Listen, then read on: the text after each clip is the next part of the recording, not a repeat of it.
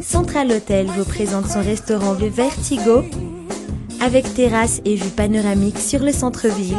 Royal Beach Nosy Be, Vertigo, vous présente Viva événement.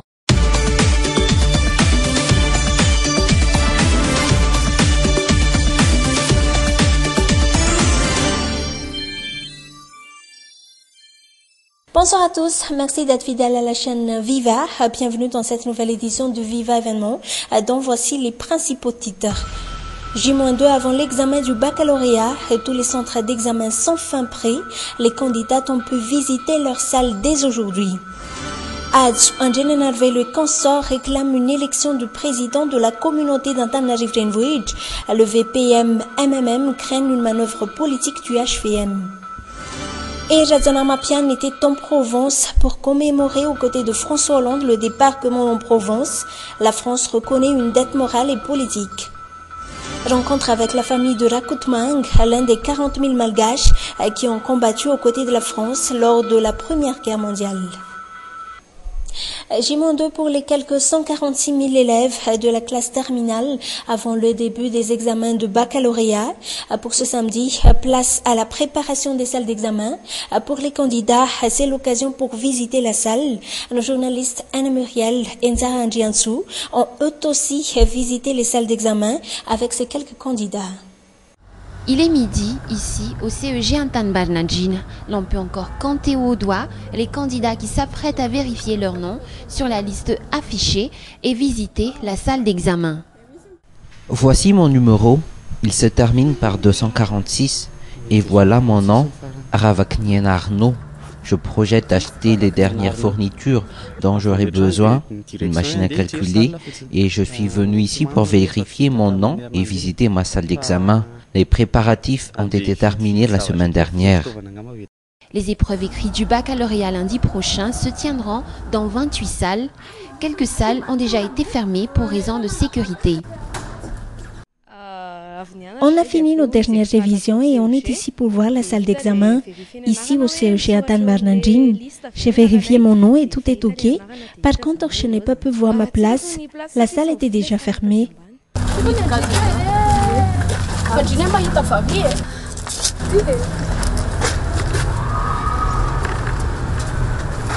Le CEG Antananarivo, qui figure parmi les centres d'examen de la capitale, après l'affichage des listes dans chaque salle et après que les numéros soient disposés sur chaque table d'examen, les responsables entameront l'assainissement et le nettoyage des lieux. Manana Edouard aura nettoyé 14 salles aujourd'hui. C'est là seulement que je vais commencer à tout nettoyer. Je vais peut-être terminer vers 17 h. Aujourd'hui, j'ai à nettoyer 14 salles. C'est toujours comme cela chaque année. 146 942 candidats auront à passer les épreuves du baccalauréat dans toute l'île à partir de lundi. Cet examen officiel qui se tiendra dans 252 centres d'examen répartis dans tout le pays. Le benjamin des candidats a 10 ans si le doyen est âgé de 71 ans.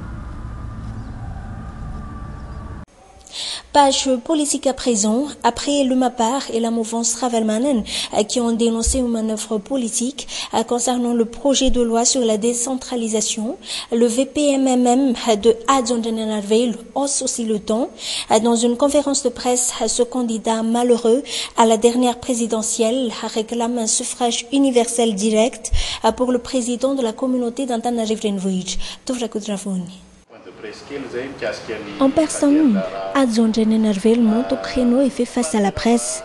Au menu, le débat sur les collectivités territoriales décentralisées. Comme le MAPAR et la mouvance Travelmanen, le VPM-MMM craignent également une éventuelle manœuvre politique de la part du régime. Le Malagasy Miaramieng demande au gouvernement d'apporter des explications sur les grandes étapes vers une décentralisation effective prévue dans ce texte par rapport à la loi de 1994. Pour ce qui est du cas d'Antananarivo, la position du VPM-MMM est claire. Il s'oppose à une élection du maire par des grands électeurs. à John Nerville et consorts réclament un suffrage universel direct pour l'élection du président de la communauté d'Antananarivo. Nous nous opposons aux grands électeurs. Nous soutenons la nécessité d'élire un seul maire pour Antananarivo, mais nous soutenons également la mise en place des mairies d'arrondissement pour pouvoir avancer dans le programme Grand Ana.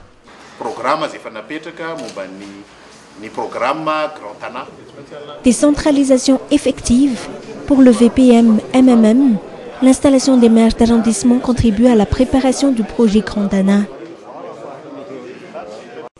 Dans le reste des actualités, les commémorations des 70 ans du débarquementalier en Provence, dans le sud de la France, débarquement moins connu de celui de la Normandie. En 1944, une quinzaine de chefs d'État et de gouvernement, majoritairement africains, ont participé ce vendredi à ces cérémonies présidées par François Hollande.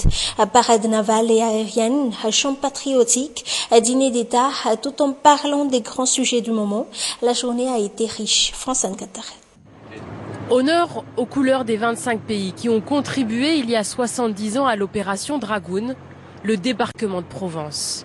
25 drapeaux alignés sur le pont du porte-avions Charles de Gaulle et leurs représentants sont là, assis au premier rang, 13 chefs d'État et de gouvernement d'Afrique et de 15 autres pays. Ancré en baie de Toulon à la hauteur de Saint-Mandrier, le vaisseau amiral de la Marine nationale. 261 mètres, un pont d'envol aussi grand que 2 terrains de football qui sert de tribune officielle. Après le Super Puma du chef de l'État de retour de Brégançon, c'est une noria d'hélicoptères qui va acheminer les invités, tels le Premier ministre algérien Abdelmalek Sellal, le président tunisien Monsef Marzouki, Albert de Monaco ou encore le président du Burkina Faso, Blaise Compaoré. Premier axe du discours du président, la gratitude de la France vis-à-vis de l'Afrique. Cette dette, elle n'est pas seulement morale ou financière. Cette dette, elle est politique. Et elle nous oblige, nous la France, à une solidarité face aux menaces d'aujourd'hui.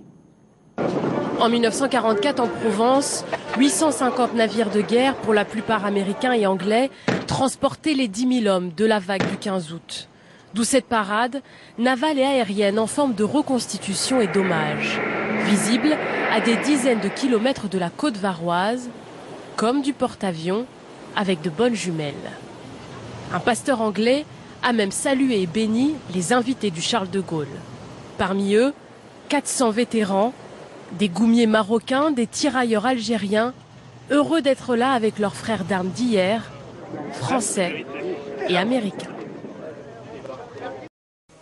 Il est à noter que Reza Namapian était aux côtés de François Hollande et de 12 autres chefs d'État, la plupart africains, pour commémorer le 70e anniversaire du débarquement des troupes alliées en Provence. Le président de la République a été convié avec le brigadier Rakoutsafi, l'un des tirailleurs malgaches vivants.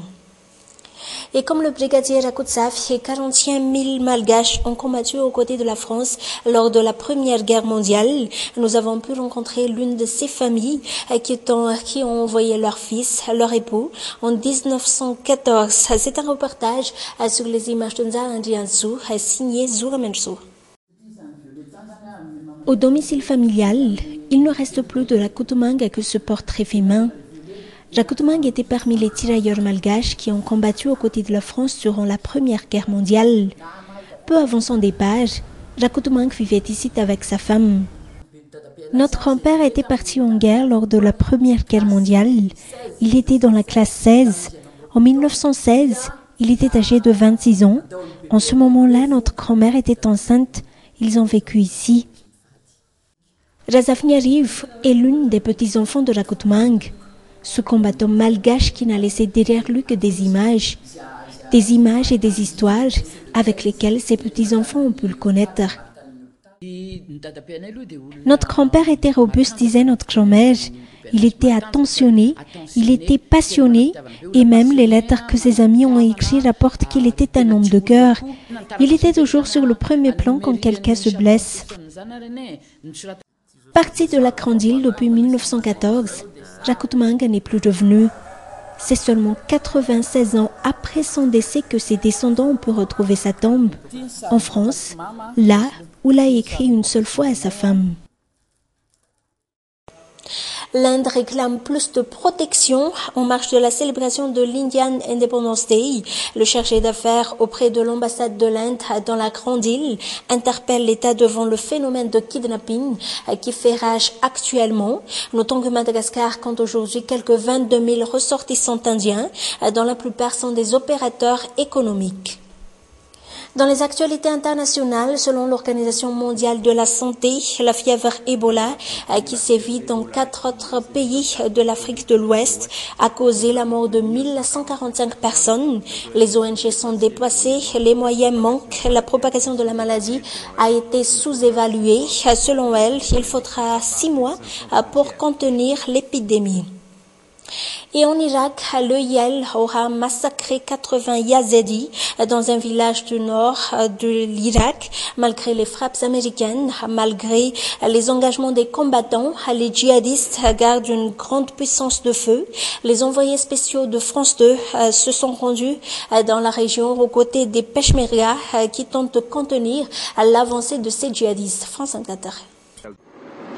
C'était la route la plus fréquentée de la région. Celle qui mène à Mossoul, deuxième ville du pays. Aujourd'hui, il n'y a plus que des véhicules abandonnés. Leurs propriétaires ont fui, menacés par l'arrivée des djihadistes. À droite, un immense camp de réfugiés complètement vide. Même ceux qui n'avaient déjà rien ont dû fuir aussi. Nous sommes dans le no man's land, entre les lignes des combattants kurdes et de l'État islamique. C'est le lieutenant Dedawan qui commente les Peshmerga sur ce front, incapable aujourd'hui de reprendre l'avantage. Vous voyez le village, juste là devant la montagne? Hier, nos combattants ont voulu aller protéger les habitants. Mais l'État islamique a répliqué. Nous n'avons pas pu nous battre. 2 Peshmergas sont morts. Alors pourquoi ces combattants réputés courageux et bien entraînés ne peuvent-ils faire face? Réponse de leur chef. Leurs armes sont d'un autre âge. Ça, c'est une Kalachnikov, mais elle est bien vieille et n'est pas utile pour ce genre de combat, car la portée est bien trop courte. Nous avons aussi un tank chinois. Il date de 1970. Aujourd'hui, les tanks sont super équipés, beaucoup plus faciles à utiliser. Cela nous permettrait de défendre les civils attaqués. Car l'ennemi a, lui, un armement bien plus récent, récupéré au cours de ses conquêtes. Regardez, c'est un Hummer que nous avons repris aux djihadistes. Avant, il appartenait à l'armée irakienne. C'est du matériel américain, mais les djihadistes s'en étaient emparés. Les balles ne peuvent rien faire contre ça, il est blindé. C'est avec ça que les djihadistes nous attaquent. Nous les Kurdes, nous avons prouvé que nous protégeons toutes les communautés. Nous faisons le bien et luttons contre le terrorisme. Il faut nous soutenir car nous faisons ça pour nous, mais aussi pour l'Europe. 3e jour de la visite du pape François en Corée du Sud. À point d'ordre de cette journée, la béatification de quelques 124 catholiques coréens exécutés au XVIIIe siècle à cause de leur foi catholique, mais célébrée dans une atmosphère de recueillement et de piété. Un mot culturel pour terminer, le marché international de la musique qui est encore loin pour nos artistes. Peu d'artistes malgaches arrivent à conquérir le world music. À côté des problèmes financiers s'ajoute le manque de professionnalisme de certains, mais aussi le manque de maisons de production à la hauteur. Anessou et Yves Chanel nous en parlent plus dans ce reportage. D'orgue de cette journée, la béatification de quelques 124 catholiques coréens exécutés au XVIIIe siècle à cause de leur foi catholique, mais célébrée dans une atmosphère de recueillement, de piété. Marie Linton, notre correspondante en Corée du Sud, était parmi les fidèles avant le coup d'envoi de cette cérémonie de béatification.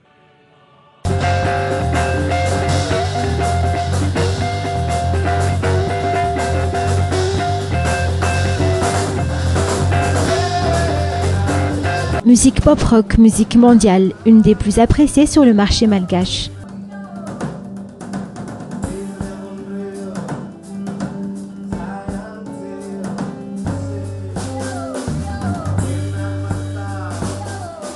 Une centaine de chansons à son compte.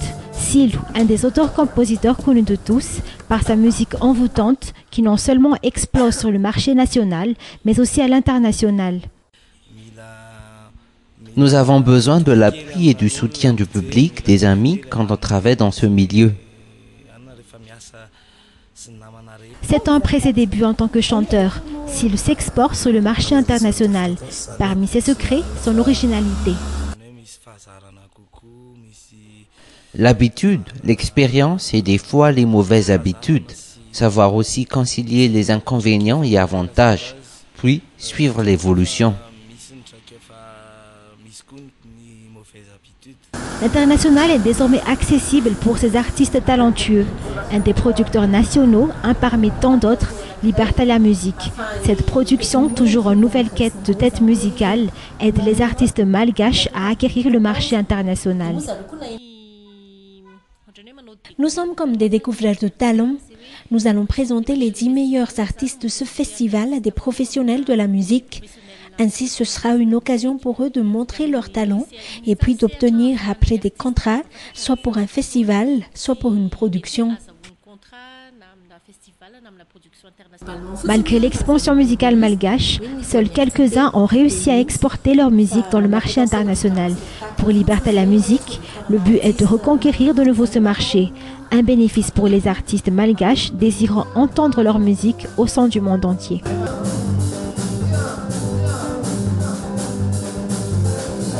Point final à cette édition. Merci de l'avoir suivi. Nous vous souhaitons un très bon dimanche, toujours en notre compagnie. Au revoir.